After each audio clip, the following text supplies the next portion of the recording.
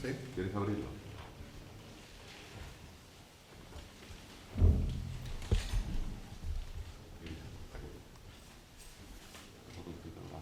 Vale.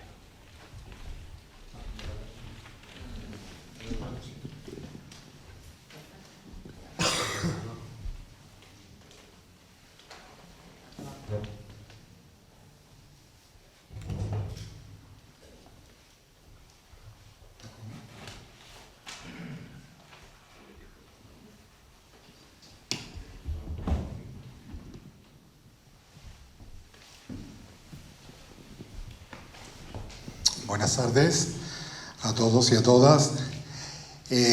Reanudamos estos actos que veníamos haciendo todos los años, pero por motivo de pandemia tuvimos que dejar de gestionar. Permitirme, antes de pasarle la palabra a nuestro presidente para que nos dé la bienvenida oficial, que os comente qué es lo que hacemos con estos actos y estos eventos, estas presentaciones de packaging o de estuches. Realmente lo que trabajamos con esto es poner en valor nuestro territorio, nuestros productos, nuestros agricultores, nuestras personas, nuestro patrimonio. Lo hacemos de una forma hilando a través de un argumentario. Por ejemplo, cuando hablamos de Cervantes porque hay un historiador local que en su momento pues descubrió que Cervantes estuvo aquí como recaudador de impuestos para el Reino de España y se nos ocurrió pues hacer un estuche para ello, donde incorporamos un aceite de la variedad Lechín, que entendíamos que era coetáneo de aquello. O hablamos de flamenco, que intentamos incorporar, unir dos patrimonios inmateriales de la humanidad, el flamenco por un lado y la dieta mediterránea por otro, con su producto principal que es el aceite de oliva. O cuando hablamos de la leyenda del gallo de Morón, que hoy tenía previsto asistir su alcalde, probablemente llegue ahora, y hablábamos de un territorio del cual tenemos muchos agricultores y del cual existe una leyenda unida a su cultura, a su idiosincrasia.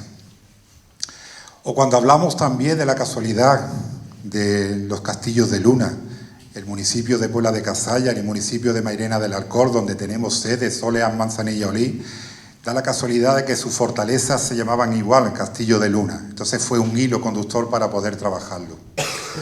O cuando nos preguntamos, por ejemplo, a qué suena el sur, que intentábamos que con el sonido y la música adicionar a territorios. Por ello hicimos de cada monovarietal de aceite una unión a una provincia de la provincia andaluza. Con ello nos dieron un premio nacional, el premio de AEMO, de la Asociación Española de Municipios del Olivo, que realmente nos premiaron por eso, por dar patrimonio y por dar difusión a nuestra cultura. O cuando somos osados y decimos en un estuche, "This is no aove", esto no es un aceite, porque entendemos que es algo más que un aceite. En fin, un binomio, patrimonio y gastronomía, que hoy de nuevo volvemos a vestir de largo, volvemos a dar un nuevo capítulo del mismo. Este año de la mano del Comité del Milenario del Reino de Sevilla, un comité que se ha creado para precisamente celebrar esta efeméride y justamente hace unos días, el 23 de noviembre, se cumplieron los 1000 años del reinado. Creo que es una buena ocasión para poder dedicar a un estuche. En fin, no me alargo más, damos la palabra para que dé la bienvenida al acto a nuestro presidente, al presidente del Consejo Rector de Olian, Manzanilla, Olí, Antonio Candil Cabeza. Gracias, Manolo. Bueno, pues efectivamente, como dice Manolo, esto es una presentación más de la pandemia, como todos sabemos, pues nos frenó en nuestro hacer diario. Y bueno, retomamos el presentar unos aceites premium de una forma original y bueno, en este caso desde el mes de marzo, abril aproximadamente, que estábamos ya pensando en la idea de presentar algo, Manolo apareció con el Milenio de Sevilla y la verdad es que estamos absolutamente prendados de cómo ha quedado el estuche, ustedes lo jugaréis después.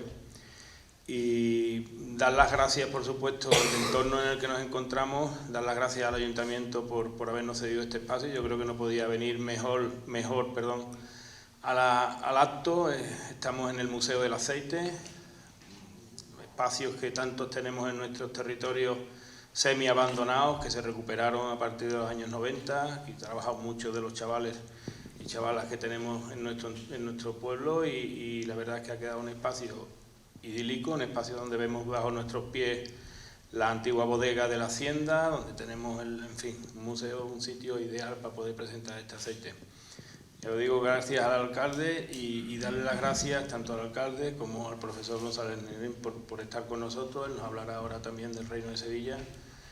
Bueno, se trataba también de invitar a este acto, a este pequeño acto a proveedores y clientes nuestros y por supuesto también a todo el personal de nuestro comité de dirección, que sin ellos pues prácticamente es imposible llevar una empresa como la que tenemos a día de hoy. Algo que nos enorgullece y que bueno, que os ponemos en conocimiento de que son todos en este mundo, todos somos necesarios y todos tenemos que colaborar para que vayamos avanzando. Y yo sin más, alcalde. Muchas gracias, Antonio, y bienvenidos todas y todos a este acto de presentación del estuche. Simplemente, y siendo muy breve, darle la importancia que tiene este acto. Este acto, que como bien relataba Manolo, viene a ser uno más de los que hasta ahora han venido desarrollando desde la cooperativa, poniendo en valor lo que siempre hay que coger como lo de uno, el terruño, la tierra de cada uno hay que defenderla a muerte. Y con este tipo de homenaje a cualquiera de las cosas que he relatado, estamos poniendo en valor lo que ha sido el trabajo de tanta y tanta gente que ha pasado por esta localidad, pero muy especialmente lo que está haciendo la cooperativa en este caso y hoy Oleán y Manzanilla Olive por la cultura de nuestro pueblo. Siempre lo he dicho las veces que he tenido la oportunidad de que siempre el ayuntamiento está abierto a todas y cada una de las manifestaciones que hay en este tipo de cuestiones. Si tenéis a bien, y sería una oportunidad también, no lo he comentado con nadie aquí, este año podríamos hacer esa presentación en Fitur en Madrid, podríamos hacer, si lo creéis conveniente, de llevarlo, que sería para nosotros un honor poder llevar este estuche allí y presentarlo, porque creemos que es muy importante que nuestras señas de identidad vayan allá donde estén las ferias internacionales. Las ferias internacionales no solo es de turismo, también hay turismo gastronómico, hay turismo de muchas diversidades que es muy importante que tengan. Y al profesor que nos va a hablar del milenio, pues nada más decirle también bienvenido a esta localidad, a esto que lo relataba el presidente de Oleán. Tenemos el honor de decir que cada vez que miramos para el techo hay muchos de nuestros jóvenes que pusieron aquí sus manos para desentrañar lo que nuestros mayores hicieron. Recuerdo que en esta bóveda nos decía el director de la escuela taller, esto no era antes así, esto estaba repellado completamente, y cuando empezaron a restaurarlo vieron la forma que nuestros antepasados habían labrado estos arcos, nos dijeron que esto había que dejarlo para que se pudiese apreciar.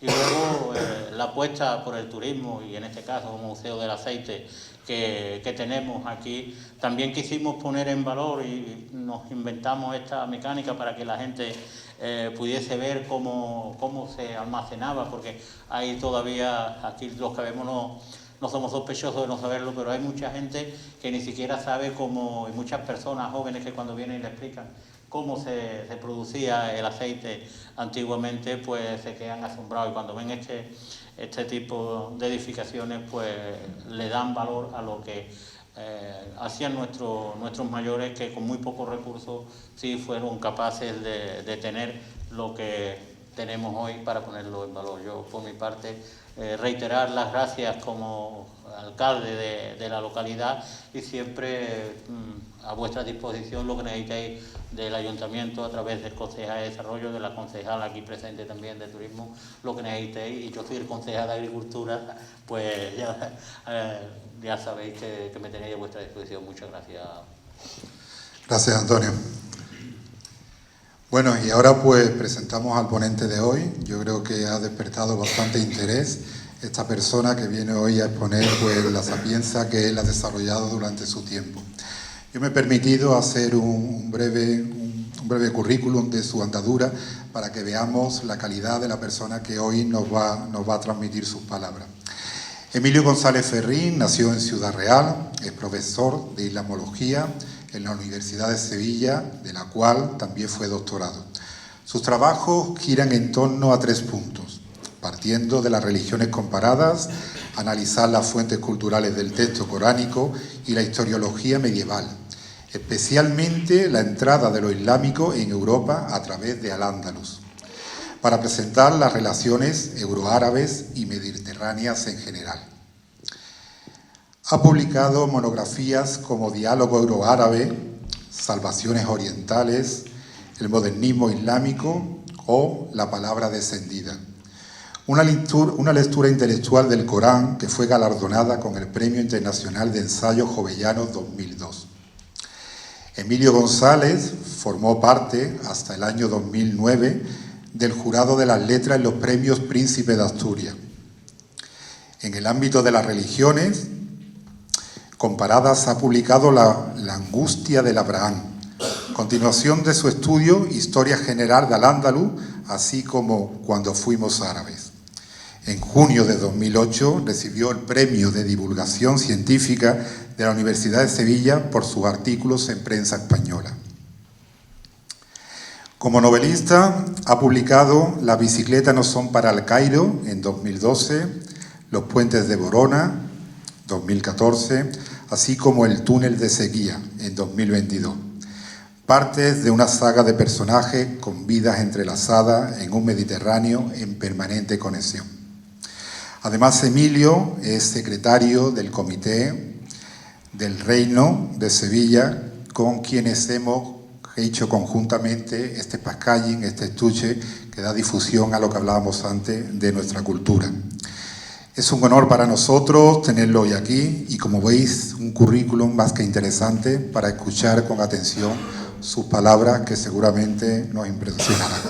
Muchas gracias, Emilio, de antemano, y tienes la palabra. Pues muchas gracias, querido Manolo.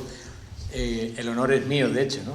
Muchas gracias, alcalde, por la hospitalidad, a la directiva de las 2 cooperativas unidas en una de Olean Manzanilla Oliv, autoridades, vecinos, el salón lleno, en un salón de estas características, pues la verdad que es un honor hablar, ¿no? Yo vengo como representante de la organización del Milenario del Reino de Sevilla, que la verdad que nos honra que quisierais darnos un sitio, porque ha habido una serie de problemas en nuestra andadura a los que después haré alusión. Por lo tanto, para nosotros una serie de institutos, una serie de empresas, una serie de proyectos como este, pues son lo que le dan sentido a lo que hemos querido crear como Milenario del Reino de Sevilla, ¿no? Yo voy a intentar explicar muy brevemente, porque aquí lo importante es lo que viene después, que podamos enterarnos un poco de en qué consiste el producto que estamos queriendo presentar aquí. Yo quería hacer un par de reflexiones sobre algo a lo que yo me dedico, que tiene mucho que ver con lo que ha dicho el alcalde, con lo del terruño, con lo de qué hacemos, con lo de nuestros antepasados, lo que querían decir. Esta mañana presentábamos en Sevilla, en la universidad, un libro de antropología cultural que se llamaba Primates al este del Edén, jugando a la idea de la evolución del ser humano desde los primates, desde el simio, y jugando también a la lectura esa bíblica de que Caín es expulsado al este del Edén y a partir de ahí hay que empezar a trabajar la tierra, hay que empezar a vivir y ganarse el pan con el sudor de la frente. Lo poníamos en conexión con lo que está empezando ahora en nuestro mundo cultural. Los que pertenecemos más o menos a una misma generación sabemos lo que se viene con lo que se llama la inteligencia artificial, que es un salto cualitativo en nuestra cultura, y ese libro hace una doble puerta, traba dos puertas en torno a lo que es ser humano hoy día. ¿A partir de qué momento vamos a ser transhumanos? ¿Vamos a ser posthumanos? Decía él. ¿En qué momento yo podré tener aquí una especie de entrada USB y a partir de ahí generar una inteligencia artificial que me pueda ayudar o controlar? Que es un poco la diatriba que tenemos hoy.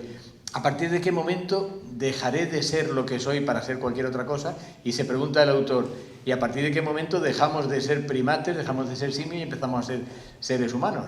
Porque la religión lo tiene clarísimo. Dios crea al hombre, le da el alma y a partir de ahí ya somos seres humanos. Pero en el mundo cultural, en el mundo darwinista, en el mundo de la evolución no es tan fácil. ¿En qué momento dejas de ser una cosa y pasas a ser otra? Bueno, pues el autor concluye que lo que para la religión es el alma, para el ser humano es el lenguaje.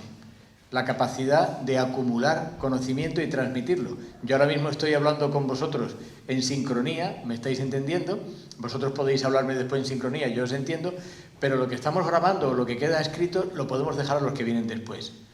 Quiere decir que el aceite que se está trabajando aquí, las aceitunas que se recogen, el modo en que labramos la tierra, el modo en que construimos, es algo que se ha transmitido de generación en generación por el alma del ser humano. Curiosamente, decía el autor del libro esta mañana, curiosamente lo que ha hecho que la inteligencia artificial sea tal es que ha podido hablar. Ha tenido esa capacidad de lo que ha hecho que el ser humano sea ser humano, capacidad del lenguaje acumulativo, va y lo tiene la inteligencia artificial. Por lo tanto, es una especie de máquina que envidia al ser humano, ¿no? que tiene esa capacidad. Nosotros, yo me dedico a la historia del territorio. En el territorio pasan cosas, se aprende a hacer cosas y lo dejas para la generación siguiente, ¿no? Decía Ortega y Gasset que todos los animales tienen sucesores, pero el ser humano tiene herederos. Porque nosotros queremos dejar algo para nuestros hijos, para nuestros alumnos, para la generación posterior. Yo quiero hacer algo que trascienda.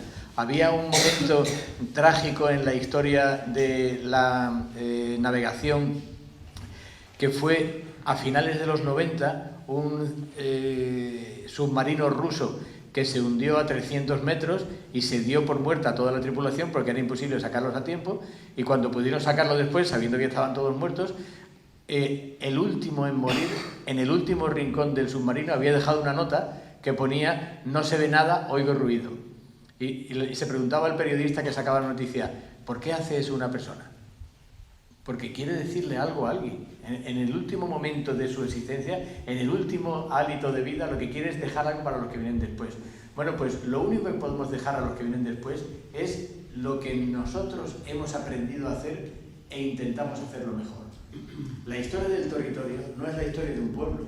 A nosotros nos meten en la cabeza con jeringuilla de relato que pertenecemos a una especie de genética especial. No, tú eres literalmente cristiano, literalmente español, literalmente judío. Anda que nos están dando lata con el pueblo judío, como si alguien pudiera creerse que lo que pueda haber hoy en Israel tiene que ver con lo que pasó en el Holocausto o lo que pudo pasar en Jerusalén en el año 70. Eso es un relato. ¿Y quién transmite ese relato? Pues el que quiere utilizar el relato para algo concreto. Pero el territorio no miente.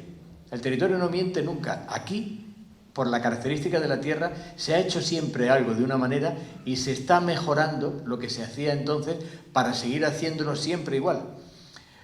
Todo lo que hemos aprendido a hacer nosotros en la península ibérica, en Andalucía, en el Valle del Guadalquivir, porque el Valle del Guadalquivir es nuestra esencia territorial natural, todo ha venido de Oriente hasta el año 1492. Nada pudo venir de Occidente hasta ese momento. Sin embargo, nosotros tendemos a pensar que hay cosas más occidentales que orientales, cuando la historia del Mediterráneo es una historia en permanente conexión. El cristianismo es una religión oriental. ¿Por qué hay fuego en el infierno? Porque esa religión nació en un desierto. Es el territorio el que te está hablando. Os aseguro que si la religión cristiana, la judía o la musulmana, que las tres son exactamente iguales, si las tres hace calor en el infierno, es porque se diseñaron en el desierto. Los esquimales, os aseguro que nunca iban a diseñar un infierno con calor, porque entonces todo el mundo querría ir al infierno. Había que trastocar completamente el sentido ético de la vida. Por tanto, el territorio es el que manda. Yo tengo un libro, cuando estaba diciendo antes Manolo, que es Cuando fuimos árabes, que es como si el territorio hablase y dijo, bueno, nosotros ahora mismo estamos hablando en castellano, pero aquí se habló en árabe y antes se había hablado en latín, y os aseguro que estábamos trabajando en ese mismo asunto y que seguiremos haciéndolo, aunque aquí llegue un momento en que se empiece a hablar inglés o chino, porque es el territorio el que marca la determinación de lo que va a pasar en la historia, de lo que va a pasar de generación en generación. En el año 2018 yo fui director científico de lo que se consideró el mayor encuentro de Oriente Medio en el mundo. Se celebró en Sevilla, WOCMES, las siglas son Congreso Internacional de Oriente Medio. Nos trajimos a 3.500 conferenciantes, más sus familias, más turistas. El alcalde de Sevilla nos felicitó por el dinero que había entrado en esas 2 semanas de conferencias, de hoteles y tal. Y en la cena final, al rey de España, le dijimos, nos dijo él, oye, Sevilla es que organiza muy bien las cosas. ¿Qué es lo próximo que vais a organizar? Y le dije yo, pues estamos preparando algo, porque en el año 2023 se cumplen 1000 años de la creación de un título que usted tiene, que es Rey de Sevilla. El rey de España tiene 30 y tantos títulos y uno de ellos es Rey de Sevilla. También Rey de Granada, también Rey de Jerusalén. Y esa historia de un título tiene una narración concreta. Y es que en el año 1023, en concreto el 2 de noviembre del año 1023, un señor cuya familia era de Tocina y se trasladó a Sevilla como juez, decidió que iba a cortar con Córdoba porque estaban siendo invadidos permanentemente por gente del norte de África y no iba a aceptar tropas norteafricanas que vinieran de Córdoba. Y se constituyó un reino de Sevilla que se expandió desde el Algarve hasta Murcia, todo el valle del Guadalquivir y como de modo defensivo el valle del Guadiana también. Era el territorio el que estaba pidiendo una especificidad. Cuando le dijimos eso al rey de España, dijo, bueno, pues ya me cursáis la invitación. Y cuando se fue acercando el momento, constituimos la presidencia del milenario, el titular de la presidencia es mi buen amigo el catedrático de medieval, Manuel García Fernández, que no podía venir hoy y por eso, porque él tenía un homenaje previo y por eso pues estoy yo aquí hablando con vosotros. Pero de todas formas, me encanta cuando vamos los dos porque coincidimos en muchas cosas y en las que no coincidimos establecimos unos diálogos interesantes, ¿no? Bueno, pues cuando se iba acercando el momento, hablamos con el Ayuntamiento de Sevilla, se cursó la invitación y de pronto se vino todo abajo. Se vino todo abajo porque salieron varios historiadores diciendo que Sevilla nació en 1248. Y en 1248 vino Fernando III, rey de Castilla, y conquistó Sevilla. Pero fijaos lo que he dicho, Fernando III, rey de Castilla, conquistó Sevilla. ¿Sabéis que el 60% de sus tropas eran musulmanes? Eso no lo suelen decir en las crónicas, porque estamos siempre, en lugar de hacer la historia del sitio y la historia de lo que ocurre, estamos montando una película sobre quiénes somos genéticamente. Y la genética solamente te lleva a limpieza étnica. Lo que habla es el propio territorio. Bueno, pues ese Fernando III, que no fue santo hasta el año 1671, por lo tanto él os aseguro que murió sin saber que era santo, y su hijo, Alfonso X el Sabio, cuando lo enterró en la todavía mezquita de Sevilla, con un epitafio que podéis visitar en 4 idiomas, porque era el rey de todas las Castillas, en hebreo, en árabe, en latín y en castellano. Esos 2 reyes, Fernando III y Alfonso X el Sabio, eran conscientes de lo que estaban tomando. Sevilla era como conquistar Nueva York. Lo primero que hizo Fernando III cuando entró en Castilla fue escribir a sus aliados en papel, porque todos sus aliados escribían en pergamino, y papel era como decir, acabo de entrar en una ciudad, en un reino, en el que me he encontrado un Apple de primera generación, un ordenador. Era como decir, estoy en la cima del mundo tecnológico. Esos 60% de musulmanes que vinieron con el rey de Castilla, porque fue una conquista castellana y no cristiana, tenían una alianza con el rey de Granada, que era el que le había dado esos hombres. Y al rey de Granada después se le concedió el aljarafe como las tierras de premio por la conquista. Venía también el rey de Niebla y se le dio lo que hoy se llama la Buaira, antes de Nervión en Sevilla. Y delante también se le dio al rey de Niebla la huerta del rey de Niebla, porque en Huerta del Rey en Sevilla, si sois alguno o estáis por Sevilla, la huerta del rey es de niebla. Es decir, El territorio no miraba religiones, no miraba genética, lo que miraba era operatividad. Yo quiero que aquí se sigan haciendo las cosas como siempre y no invadiéndonos del norte de Marruecos. Bien, no se ha celebrado a bombo y platillo el milenario del Reino de Sevilla porque la obsesión que tenemos en Sevilla es decir que todo nació en 1248. Somos creacionistas. Hablando con amigos míos que están en reales academias de Sevilla, dicen, no, es que de Fernando III, San Fernando no conquistó Sevilla, fue Fernando III. Decir San Fernando conquistó Sevilla es lo que se llama en filología un retrónimo. Un retrónimo es utilizar una palabra que no existía entonces. Cuando los hermanos Lumière inventaron el cine, no dijeron hemos inventado el cine mudo, dijeron hemos inventado el cine, pero cuando salga el cine a color dirán aquello era el cine mudo. Eso es un retrónimo, utilizar. La gente en la Primera Guerra Mundial no decía hay que ver lo dura que es la Primera Guerra Mundial, no, porque no saben que va a haber una segunda. Entonces hay que aplicar, en historia hay que ser fríos, hay que coger el territorio y decir aquí qué se está haciendo y cómo se está llamando. En 1248, dicen hoy, Fernando III conquistó Sevilla porque quiso instaurar de nuevo el cristianismo. Y eso es mentira, porque hay tratados árabes del año 1050 y 1100 en los que se dice a los musulmanes de Sevilla, en árabe, musulmanes, no vayáis a la mezquita cuando suenen las campanas, que eso es solo para los cristianos. ¿Qué implica eso historiológicamente, en la lógica de la historia? Que en Sevilla evidentemente había cristianos, evidentemente musulmanes, evidentemente judíos, pero todos se dedicaban exactamente a lo mismo. Cuando un siglo después Pedro I construye el Alcázar de Sevilla, si habéis visitado el Alcázar de Sevilla, en el patio de la Montería está la inscripción en gótico, está escrita en latín pero con caracteres góticos, yo soy Pedro I, rey de Castilla por la gracia de Dios, y debajo lo pone en árabe. Dice Butrus Malek Castilla bifadl Allah, lo dice en árabe tal cual. ¿Por qué dice en árabe Pedro I en el año 1360 que él es el rey de Castilla? Porque es el rey de todos los habitantes de Sevilla. Porque en Sevilla evidentemente había gente árabe. Entonces, ¿por qué cuentan que Sevilla fue vaciada? ¿Por qué tenemos esa obsesión en que Sevilla proviene del norte? Yo decía antes, Manolo, que yo he estado muchos años yendo a Asturias por lo de los premios Príncipe de Asturias. Yo me he quedado impresionado, si hay aquí alguien de Asturias que me perdone, pero es una zona preciosa, pero no ha contribuido en absoluto a la historia de España. ¿Qué ha contribuido Asturias a la historia de España?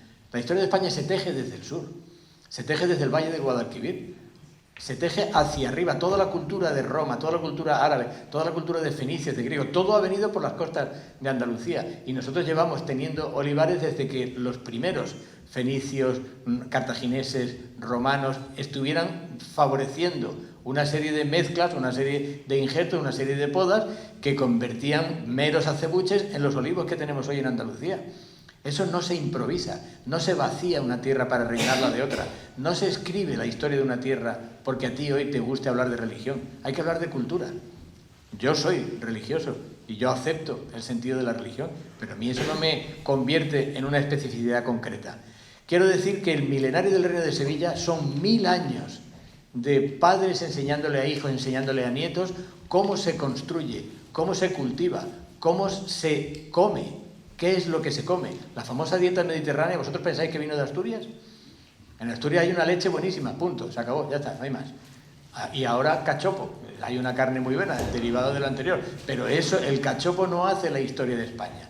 La historia de España se construye desde el sur. A mí me enorgullece estar hablando del milenario del Reino de Sevilla, me enorgullece ser andaluz, me enorgullece de adopción por lo menos, porque llevo más años aquí ya que la Giralda, aunque yo naciera en Ciudad Real, me enorgullece ser español, me enorgullece ser europeo, pero todo eso se ha construido de abajo arriba. Para mí de verdad es un honor incluiros en el libro de honor, y valga la redundancia, del milenario del Reino de Sevilla, porque yo creo que la tierra es la que habla. Una de las grandes ventajas de que no viniera el rey, de que no viniera detrás el presidente del gobierno, de que no viniera detrás 90 alcaldes, es que esto se ha hecho de abajo arriba. Ha sido el pueblo de Sevilla el que ha querido hacer celebraciones. Se nos han encargado publicaciones porque a la gente le interesa saber lo que ha pasado durante 1000 años en este Reino de Sevilla. A la gente le interesa saber qué es lo que aquí ha habido como constante. Y vosotros representáis una de las grandes constantes de lo que ha sido el Valle del Guadalquivir. Nosotros tenemos una forma de acercarnos a la tierra, que ese nosotros es la gente que vivamos en este momento en la tierra. No implica nada genético. En España no hay limpiezas étnicas. Las hubo durante algún tiempo porque venían ideologías extrañísimas de españoles por exclusión. Pero si hay algo que caracteriza a 1000 años de un reino, es que el que sabía hacer una cosa le enseñó al siguiente y a partir de ahí se generó toda una civilización, ¿no? Aquel señor que creó el reino de Sevilla en 1023 tenía de apellido Abbad. Su nieto sería el rey Al-Mutamid, rey poeta de Sevilla. Cuando llegaron las hordas del norte de Marruecos, lo encadenaron y se lo llevaron y murió en el exilio. Era un rey de Sevilla muriendo en el exilio. Y se lo habían llevado otros musulmanes. La historia no es de moros contra cristianos, la historia es de quien estaba aquí y quien vino a que se fueran de aquí. En definitiva, a mí me interesa mucho haceros ver que el territorio, de lo que somos capaces nosotros de contar, precisamente porque somos capaces de ver lo que hay alrededor, es el que al final acaba escribiendo la historia. Yo tengo en mi despacho un mapa, no sé si ya no se ven mucho, antes se verían por los institutos, es un mapa en relieve de Andalucía, de estos de plástico, pero que se ve perfectamente cómo se construye el valle del Guadalquivir, cómo se ve el delta del Guadalquivir, en lo que la gente diría que ahí estaba la Atlántida, pero evidentemente allí lo que había era mar.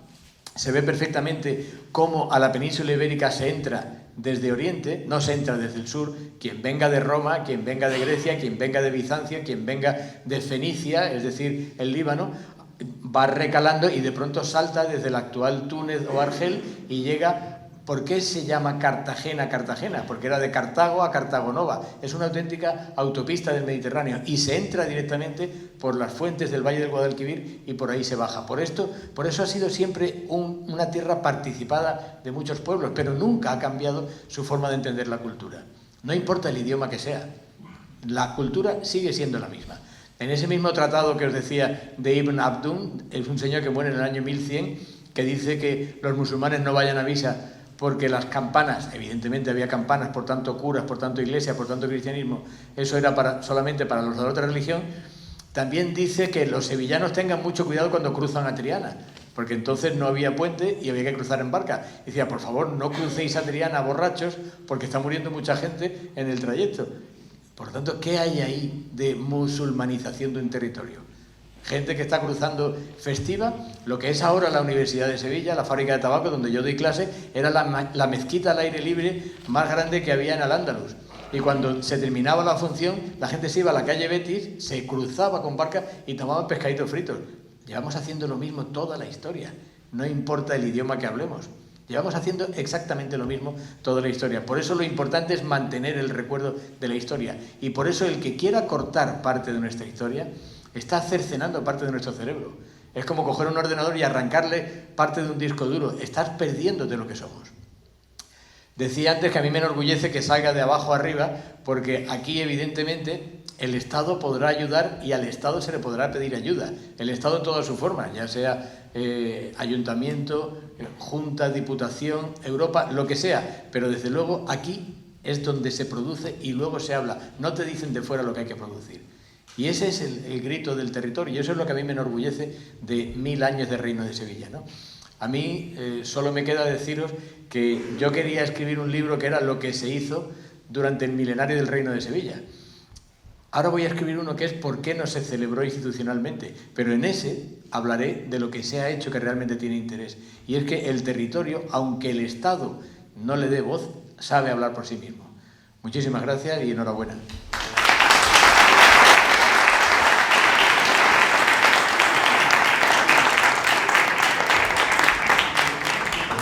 Gracias, Emilio. Como decía antes, no nos ha defraudado y estamos incluso con ganas de escuchar más. Lo que pasa es que el tiempo lo hemos limitado porque no nos da para tanto. Ahora llega el tiempo de escuchar, de dar las gracias también a la Escuela de Danza Manuel García Gómez, porque cuando le comunicamos que teníamos una idea de un estuche, de un packaging que versaba sobre el tema el milenario del Reino de Sevilla, inmediatamente lo cogieron como suyo, intentaron buscar esos cánticas, esos villancicos que existían en esa época y buscaron, investigaron y han estado trabajando, me consta que muy duro, para que hoy podamos disfrutar del espectáculo que hoy nos van a dar. Yo le pediría que vinieran aquí, fueran ya preparando. Ellos me han comentado que por favor apaguemos todos los móviles para que no tengan distracción y que permanezcamos en silencio. Ellos son dos intérpretes, José Cano Triguero, que es director del centro y profesor de guitarra, y Gonzalo García Núñez, alumno de guitarra clásica de 6º curso.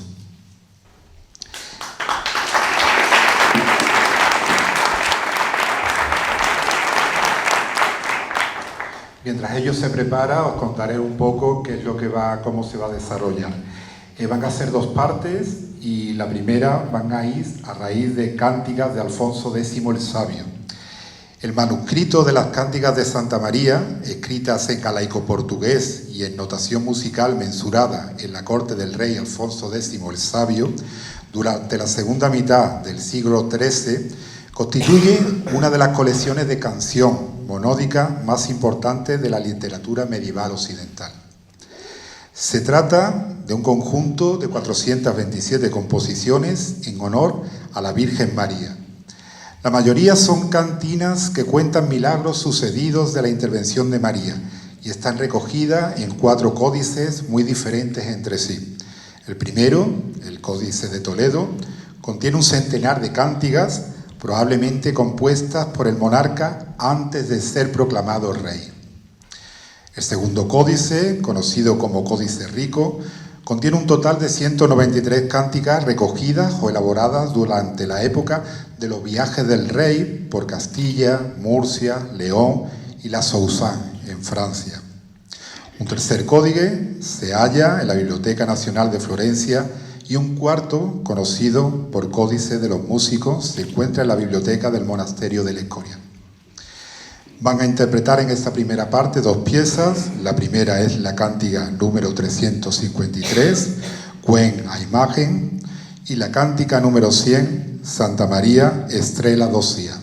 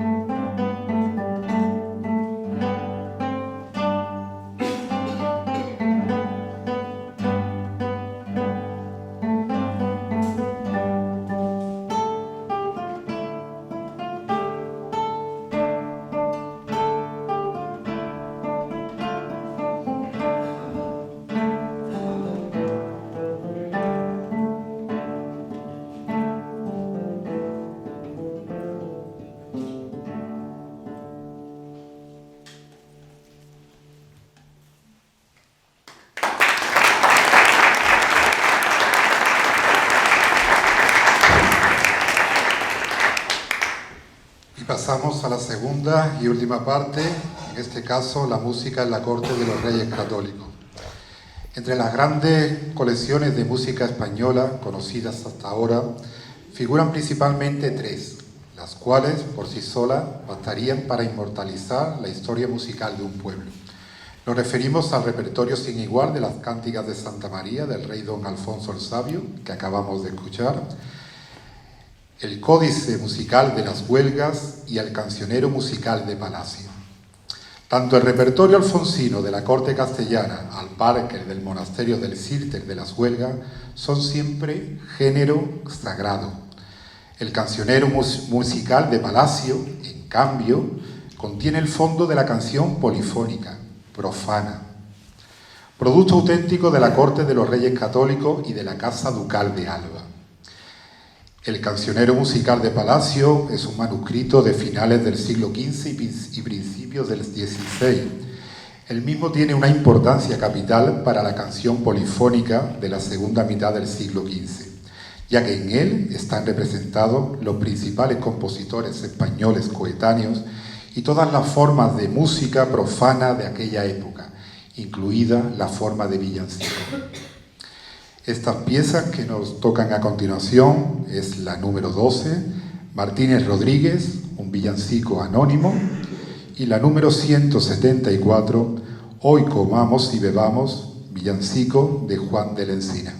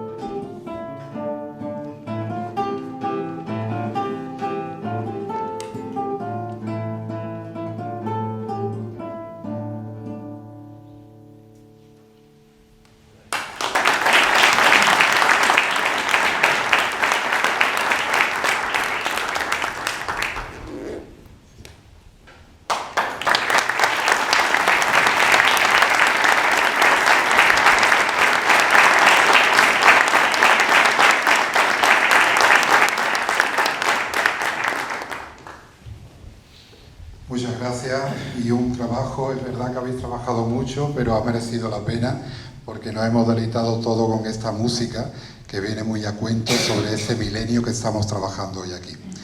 Y bien, bueno, ha llegado el momento de desvelar lo que estamos aquí trabajando hoy. Un estuche, un packaging, que hemos estado mucho tiempo, como decía nuestro presidente, desde marzo trabajando con ello.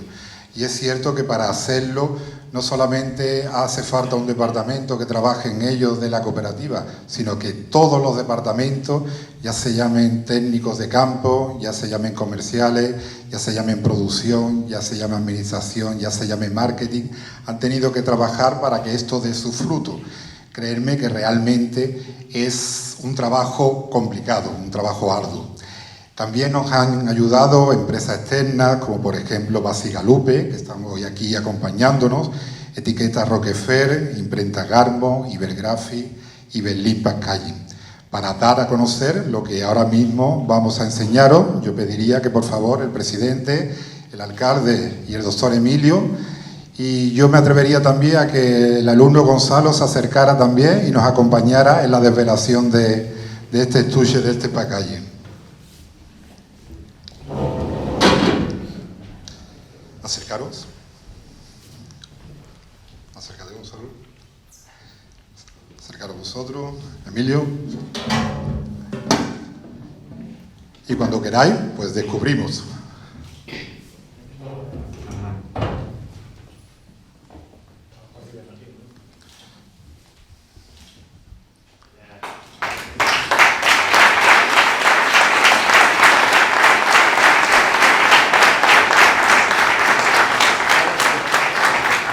Es un packaging que tiene, como no, una estética medieval, hablando de este milenario, donde se ha trabajado incluso en el interior, porque los textos que van referidos dentro nos siguen hablando de este periodo tan interesante.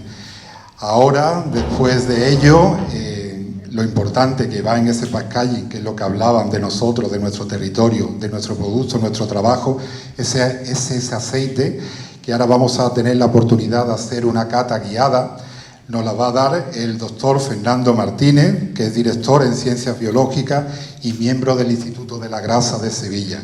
Así que yo os pediría a todos, bueno, viene aquí a acompañarnos ahora para que lo conozcamos. Bienvenido. Y vamos a tener una cata guiada, como decía, para conocer las condiciones organolépticas de este zumo de aceituna que hemos incorporado en su interior, que yo no desvelo más nada porque quiero que sea el profesor, el doctor, el que nos desvele todas esas circunstancias y disfrutemos de esa cata.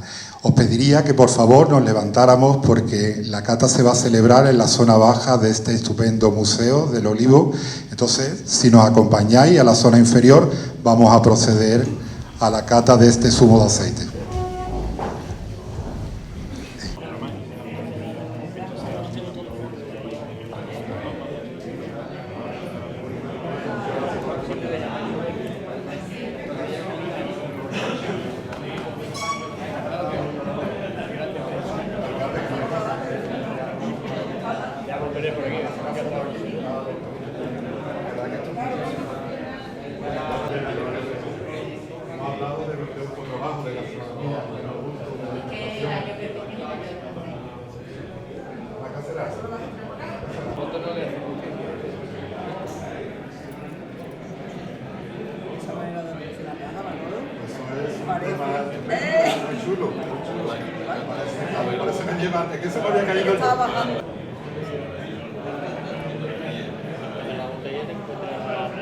Los escritos, sí.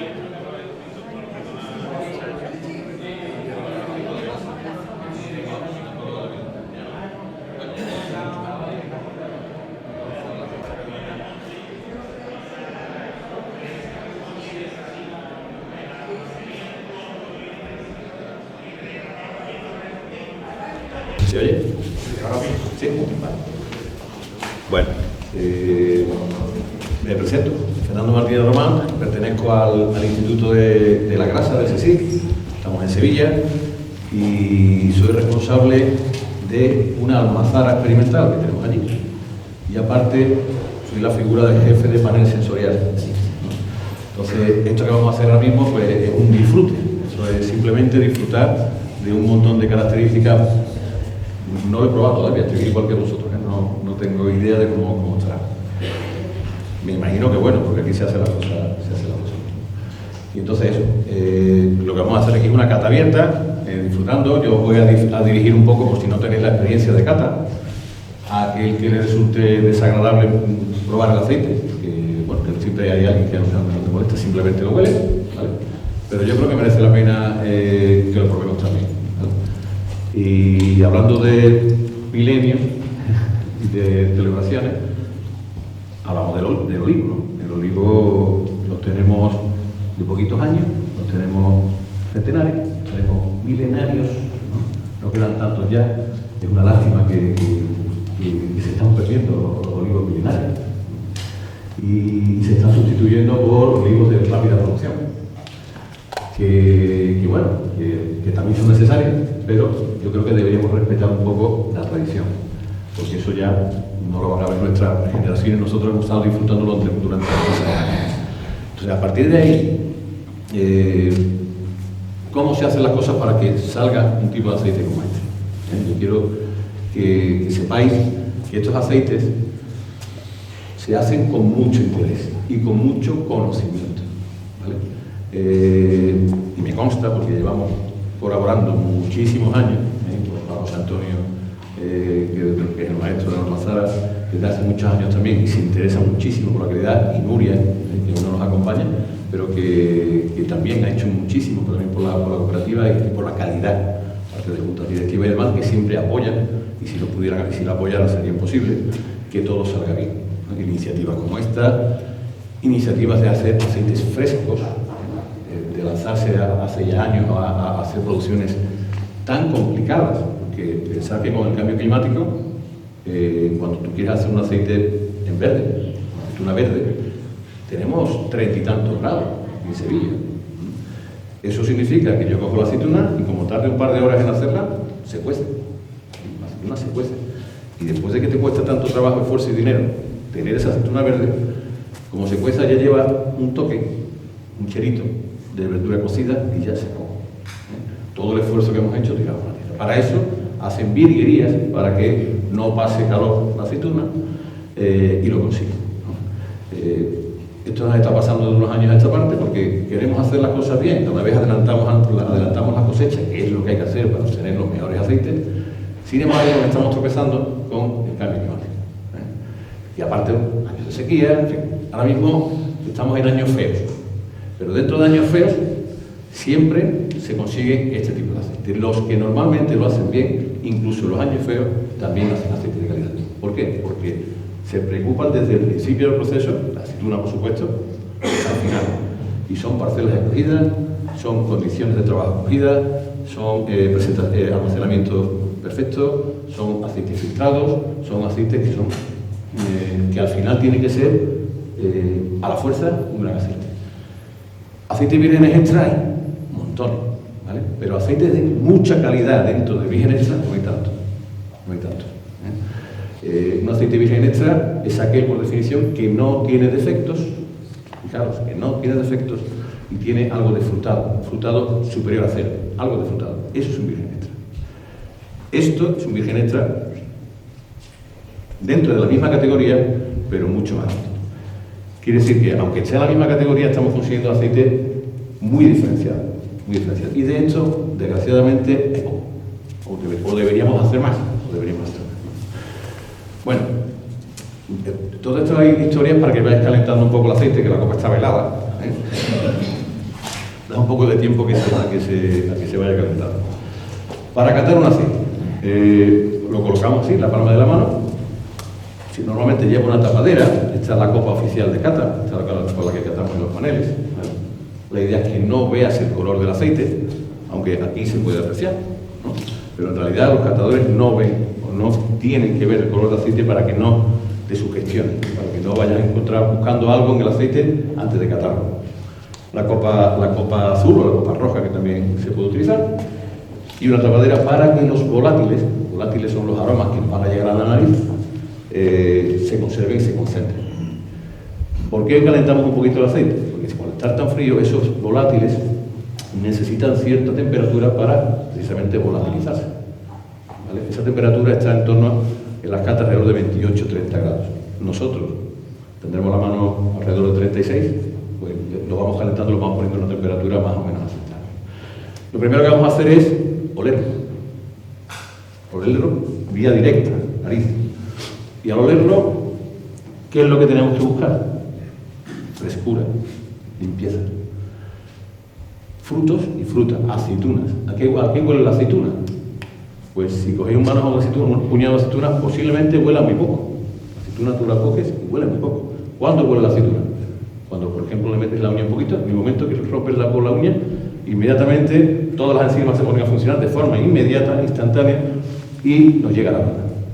Un aroma que, aceituna fresca, aceituna verde o madura, en este caso verde, y después viene detrás, puede venir fruta, plátano, manzana, puede venir tomate, puede venir alcachofa, pimiento verde, una serie de descriptores que mientras más descriptores tengan, más complejo es el aceite.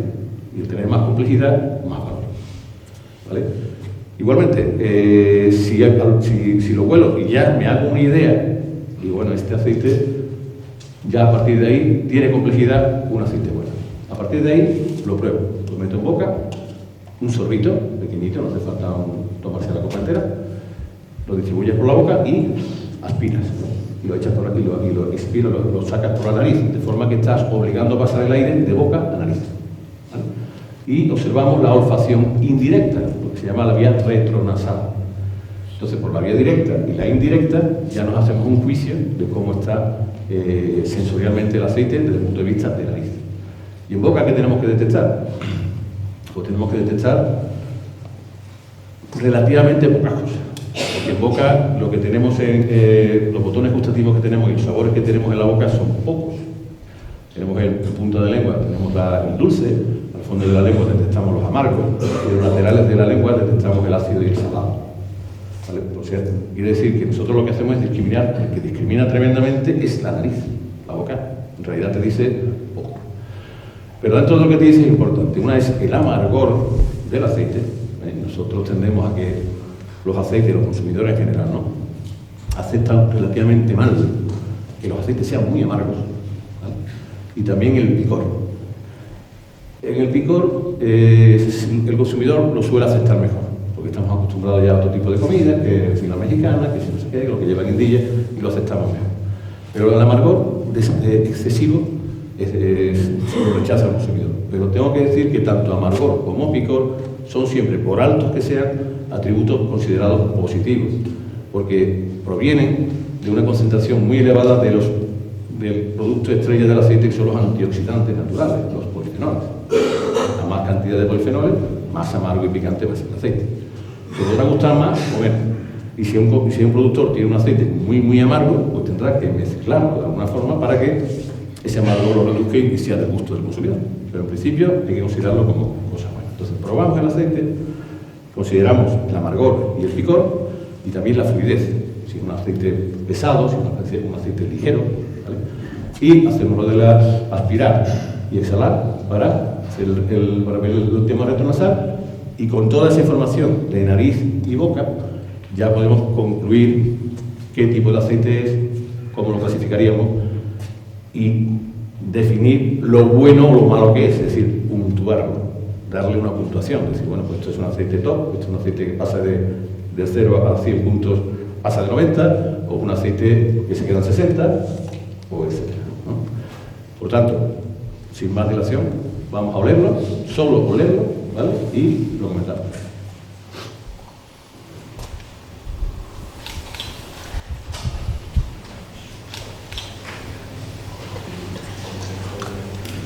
Cuando destapamos la copa, inmediatamente te vienen sensaciones, ¿no? Y fundamentalmente, como están concentrados, es un momento de observar lo bueno y lo malo. ¿Alguien quiere decirme a qué le ha olido?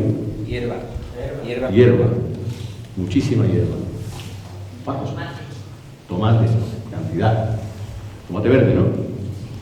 Vale. Más cosas.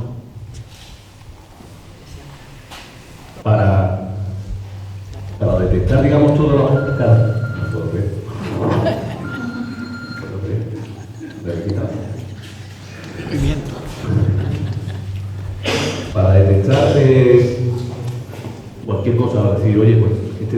compuesto positivo, tiene pera, manzana, lo que sea, tengo que recordar a que huele una pera, una manzana, una alcachofa o lo que sea. Tengo que tener memoria olfativa. Los volátiles que voy a encontrar aquí en este aceite, si me huele a alcachofa, son los mismos que tiene la alcachofa. Okay. Los del tomate son los mismos que tiene el tomate. Por eso dicen, como un aceite me puede oler a plátano, tienen los mismos volátiles del plátano. Los mismos compuestos volátiles que a nosotros nos van a dar la misma sensación o recuerdo al fruto. ¿Vale? Pero tiene más cositas, ¿verdad? Bueno, para empezar tiene mucha limpieza. Es un aceite franco. Aquí estoy. No tiene dudas de que es un aceite virgen extra de un nivel elevado, ¿vale? Recuerda campo. Y cuando lo huele a eso, aceituna verde con un frutado interesante, bastante interesante. Pero tiene eso, alcachofa, por ejemplo. Alcachofa, si lo hueles, si oléis la penca de alcachofa, tiene. No sé si la ayoza, ¿la conocéis? La almendra verde. La almendra verde también aparece aquí. Y la hoja de olivo, supongo que alguna vez la habéis o metido en la boquita o roto y olido, también tiene.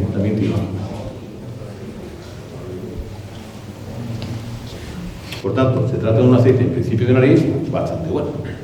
¿Vale? Vamos a probarlo con un sorbete y lo pasamos vía retronasaal.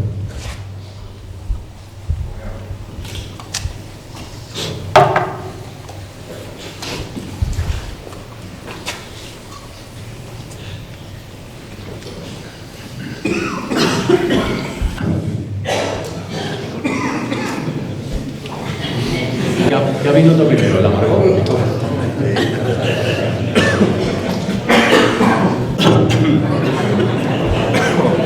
Aquí, por ejemplo, fijaros, en nariz hemos oído hierba, hoja, ahí. En boca se manifiesta mucho más la hoja. Incluso las ramitas del olivo fresca, cuando la parte, la chupa un pelín, se manifiesta mucho más. Cáscara de plátano, ahora es un plátano y huele bastante. El tomate verde aparece también ahí compuesto, ¿vale? Y entonces te corrobora en boca, vía retronasal, un poco lo que hemos visto en nariz. Luego, perfecto. Un aceite más potente, con intensidad, con cuerpo, con personalidad. Si hablamos de amargor, lo definiría como un amargor bajo, medio o alto. Alto. Y si hablamos de picor, alto, bajo, medio. Alto. Y si yo digo que la entrada en boca es dulce, ¿cómo lo veis?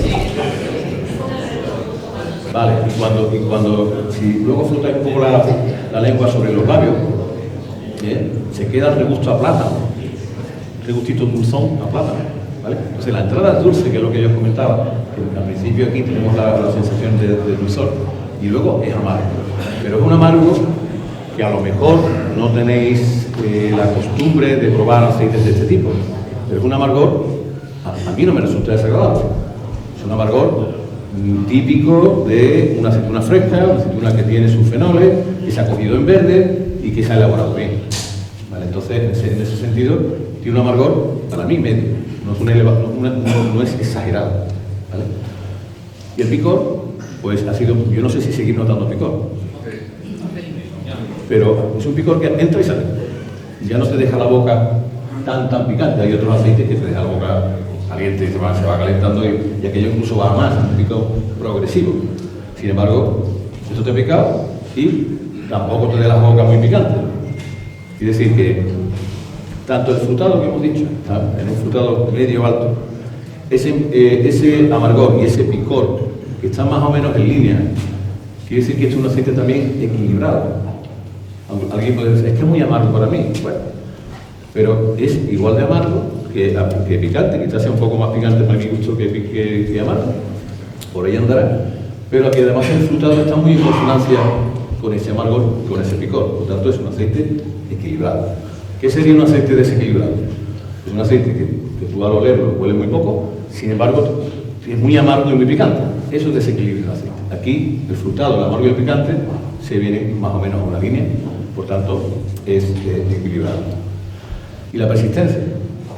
Es aceite persistente. Hace tiempo que lo tienes en boca y todavía tienes ese recuerdo al aceite. Es decir, que es un aceite que en boca persiste, que lo bueno que tiene persiste. Bueno, pues si se cumplen estas tres premisas de complejidad, de persistencia y de complejidad, pues estamos delante de un gran aceite. A mí lo único que tengo que decir, que lo acabo de probar, que no sé si el que probé aquí hace pues abierto ya más. Creo que lo comentamos, ¿no? que este aceite se tiene que abrir. Estaba recién hecho y pasa como los vinos muchas veces. Aunque el vino y el aceite tienen muy pocos paralelismos, pero ha madurado. De forma que al principio, como procede de una aceituna muy verde, prácticamente no te deja ver otros matices más que verde. Pero aquí, sin embargo, ya van saliendo otras notas, el verdor se va bajando un poco y va saliendo otras notas que te dan más complejidad. Y yo creo que todavía, cuando pase un tiempo, todavía va a madurar mejor. ¿Vale? Pero vamos, solo tengo que decir, no sé qué opinión es la vuestra. Para mí es un gran aceite. Como profesional yo lo definiría como un gran aceite. Consecuencia del esfuerzo nunca, de la casualidad, del esfuerzo que se hace para conseguirlo. Tiene esfuerzo, tiene conocimiento, como dije anteriormente, y la verdad es que me parece un gran aceite y un gran envase. Muchas veces los envases y el aceite no casan. Suelen ser unos grandes envases y lo que hay dentro no corresponde a tal señor, tal honor, muchas veces no se. ¿Vale? En este caso podemos decir que sí, que el envase es bonito, hay un esfuerzo ahí también importante y que